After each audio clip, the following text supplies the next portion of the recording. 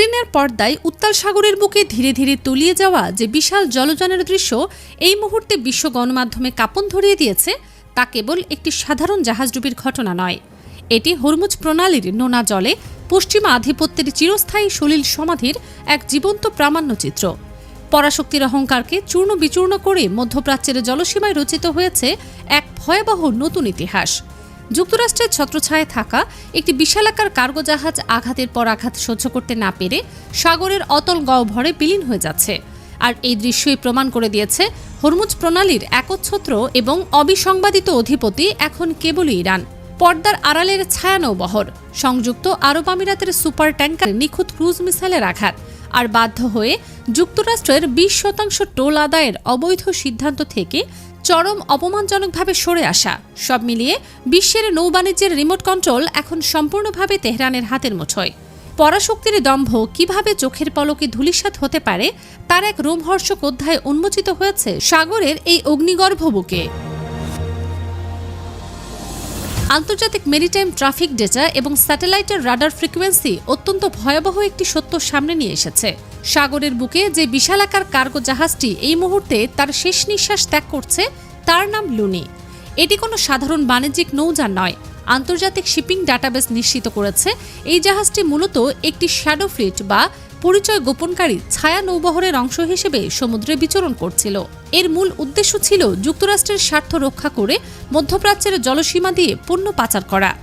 জাহাজটির মাছ তুলে উঠছিল যুক্তরাষ্ট্রের অত্যন্ত ঘনিষ্ঠ মিত্র রাষ্ট্র ক্যারিবীয় অঞ্চলের সেন্ট কিটস অ্যান্ড নেভিসের পতাকা। রুট ম্যাপ অত্যন্ত নিখুঁত ছিল। ভারতের একটি বন্দর থেকে নোঙর তুলে সোজা সংযুক্ত আরব আমিরাতের দিকে ধেয়ে আসছিল এই বিশালাকার কার্গো। ওমান উপসাগরের সীমানা পেরিয়ে এটি সবেমাত্র হরমুজ প্রণালীর স্পর্শকাতর জলসীমায় প্রবেশ করেছিল। ঠিক তখনই ইরানের কাশেম দ্বীপের উত্তরাংশে বিশ্বের সবচেয়ে ব্যস্ত নৌপথের বক্ষস্থলে নেমে আসে চরম পরিণতি। প্রচণ্ড এক আঘাতের পর জাহাজটির ইস্পাতের কাঠামো দুমড়ে মুচড়ে যায়। বাঁচার কোনো আশা না দেখে জাহাজের ক্যাপ্টেন তাৎক্ষণিকভাবে নাবিকদের জাহাজ ত্যাগের নির্দেশ দিতে বাধ্য হন। ঠিক এই মৃত্যুপুরীর মাঝখানেই ইরান দেখিয়েছে তাদের চরম মানবিকতা এবং রাষ্ট্রীয় পেশাদারিত্ব। জাহাজটি যখন সাগরের অতল গহ্বরে তলিয়ে যাচ্ছিল তখন যুক্তরাষ্ট্রের কোনো রণতরী বা উদ্ধারকারী দল ধারের কাছেও ঘেঁষার সাহস পায়নি। কিন্তু ইরানের নিজস্ব কোস্টগার্ড এবং রেস্কিউ কমান্ড চরম সাহসিকতার সাথে ঘটনাস্থলে ছুটে যায়। ইরানের রাষ্ট্রীয় সংবাদ মাধ্যম নিশ্চিত করেছে ডুবন্ত সেই লুনি জাহাজ থেকে 23 জন নাবিককে তারা অক্ষত অবস্থায় উদ্ধার করেছে। মৃত্যু ভয়ে আতঙ্কিত এই নাবিকদের অতি দ্রুত ইরানের কাশেম দ্বীপে নিয়ে গিয়ে প্রয়োজনীয় চিকিৎসা সেবা এবং পূর্ণ নিরাপত্তা নিশ্চিত করা হয়েছে। এই ঘটনা বিশ্ব দরবারে একটি অমোঘ বার্তা দিয়েছে ইরান। তারা সার্বভৌমত্ব রক্ষায় যতটা নির্মম এবং কঠোর, আন্তর্জাতিক মেরিটাইম আইনের প্রতি ঠিক ততটাই শ্রদ্ধাশীল এবং মানবিক। এই ভয়াবহ জাহাজডুবির ঘটনা হঠাৎ করেই আকাশ থেকে পড়েনি। এটি মূলত এক সুপরিকল্পিত এবং ধারাবাহিক সামরিক পাল্টা জবাবের চূড়ান্ত রূপ। এই ঘটনার ঠিক আগেই সংযুক্ত আরব আমিরাতের দুটি বিশালাকার সুপার ট্যাঙ্কারের ওপর আঘাত হেনেছিল ইরানের অত্যাধুনিক ক্রুজ মিসাইল। সেই নিখুঁত এবং প্রাণঘাতী হামলায় দুটি সুপার ক্যারিয়ার সাগরের বুকে সম্পূর্ণ পক্ষাঘাতগ্রস্ত হয়ে পড়ে। সাগরের বুকে জ্বলন্ত সেই সুপার ট্যাঙ্কারগুলোর আগুন নেভার আগেই লুনি জাহাজের এই ভয়াবহ পরিণতি ঘটে। পরপর এই ঘটনাগুলোর পর ইরানের সংসদে এক অভূতপূর্ব এবং অগ্নিগর্ভ পরিস্থিতির সৃষ্টি হয়। আইন প্রণেতারা একজোট হয়ে যুক্তরাষ্ট্রের সাথে থাকা পূর্বের সকল ধরনের পরোক্ষ ও প্রত্যক্ষ চুক্তির আনুষ্ঠানিক মৃত্যু ঘোষণা করেন। সংসদ থেকে অত্যন্ত কড়া ভাষায় জানিয়ে দেয়া হয় হরমুজ প্রণালীর একমাত্র বৈধ অভিভাবক হচ্ছে ইরান। এই জলভাগের প্রতিটি ফোঁটা পানির ওপর তেহরানের একক নিয়ন্ত্রণ থাকবে।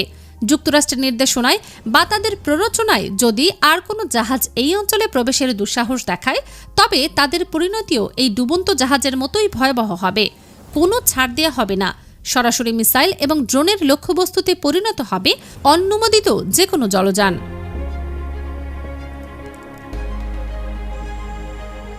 ইরানের এই অভাবনীয় সামরিক আস্ফালনের পর হোয়াইট হাউসে কার্যত চরম আতঙ্ক ছড়িয়ে পড়ে।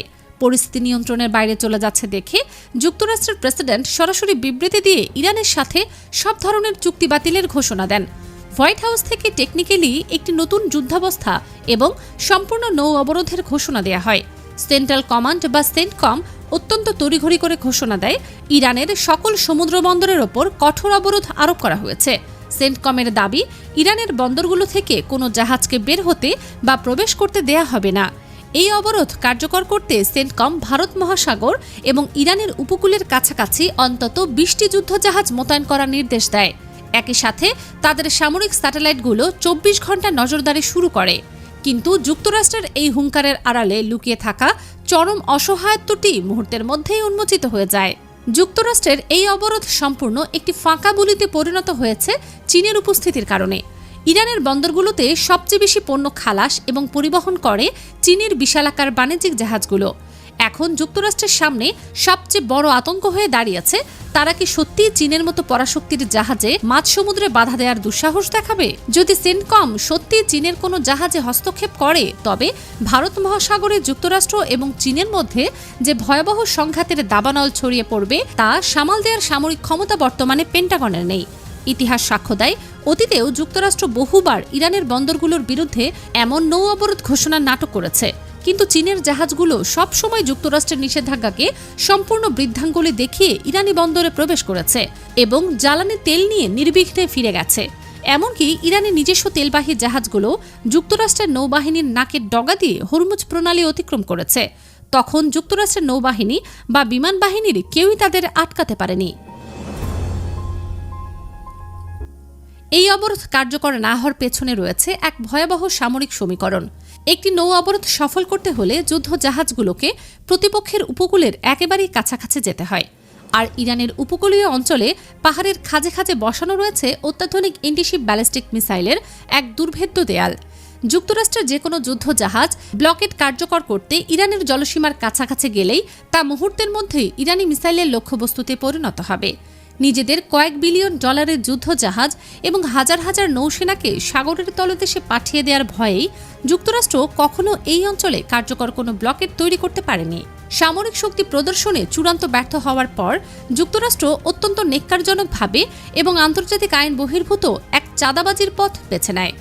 ডোনাল্ড ট্রাম্প তার একটি বক্তব্যে দাবি করেন, মধ্যপ্রাচ্যের জলসীমায় যুক্তরাষ্ট্র আর বিনা পয়সায় কোনো সামরিক নিরাপত্তা দেবে না। হরমুজ প্রণালী দিয়ে যেসব বাণিজ্যিক জাহাজ যাতায়াত করবে তাদেরকে তাদের বাহিত পণ্যের মূল মূল্যের 20% যুক্তরাষ্ট্রকে টোল বা অভিভাবক ফি হিসেবে প্রদান করতে হবে।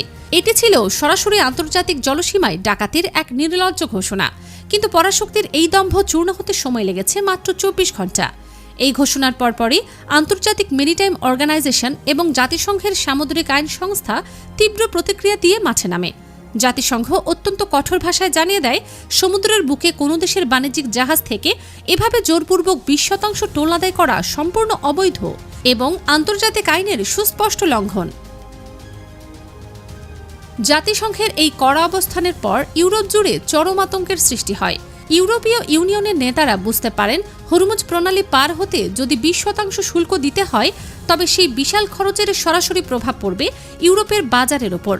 ইউরোপের ভঙ্গুর অর্থনীতিতে এই মুহূর্তে নতুন করে জ্বালানি এবং পণ্যের দাম বাড়লে তা সামাল দেওয়ার ক্ষমতা কোনো দেশের নেই। ফলে ইউরোপীয় মিত্ররা সরাসরি ওয়াশিংটনের বিরুদ্ধে অবস্থান নেয়। তারা জাতিসংঘ নিরাপত্তা পরিষদে যুক্তরাষ্ট্রের এই অবৈধ টোল ব্যবস্থার বিরুদ্ধে সোচ্চার হওয়ার হুঁশিয়ারি দেয়। মিত্রদের এই প্রচণ্ড চাপ এবং আন্তর্জাতিক পরিমণ্ডলে একঘরে হয়ে যাওয়ার ভয়ে মাত্র 24 ঘন্টার ব্যবধানে ডোনাল্ড ট্রাম্প তার টোল আদায়ের সিদ্ধান্ত থেকে চরম অপমানজনকভাবে সরে আসতে বাধ্য হন। ট্রাম্প পরবর্তীতে দাবি করেন যে মধ্যপ্রাচ্যের বিভিন্ন দেশের নেতারা তাকে টেলিফোন করে এই সিদ্ধান্ত বাতিলের অনুরোধ জানিয়েছেন এবং এর বিনিময়ে যুক্তরাষ্ট্রে বড় বিনিয়োগের প্রতিশ্রুতি দিয়েছেন। কিন্তু বিশ্বের বড় বড় থিঙ্ক ট্যাঙ্ক এবং সামরিক পর্যবেক্ষণ কেন্দ্রগুলো স্পষ্ট জানিয়ে দিয়েছে এটি নিছকই মুখ রক্ষার একটি অজুহাত। বাস্তবতা হল, যুক্তরাষ্ট্র এবং তার ইউরোপীয় মিত্রদের মধ্যে বর্তমানে চরম ফাটল ধরেছে। যে যুক্তরাষ্ট্র তাদের নিজস্ব মিত্রদের জাহাজের উপরে শুল্ক বসাতে চেয়েছিল, সেই যুক্তরাষ্ট্রের ডাকে সাড়া দিয়ে ইউরোপের কোনো দেশ ইরানের বিরুদ্ধে কোনো যৌথ সামরিক অভিযানে অংশ নেবে এমনটা আর কেউ বিশ্বাস করে না। দৃশ্যপট এখন দিনের আলোর মতো পরিষ্কার। হরমুজ প্রণালীতে যুক্তরাষ্ট্রের একাধিপত্য আজ সম্পূর্ণরূপে ধূলিসাৎ হয়ে গেছে। ডুবন্ত লুনি জাহাজটি বিশ্বকে জানিয়ে দিয়েছে, মধ্যপ্রাচ্যের জলসীমায় ক্ষমতার চাবিকাঠি এখন এককভাবে ইরানের হাতে।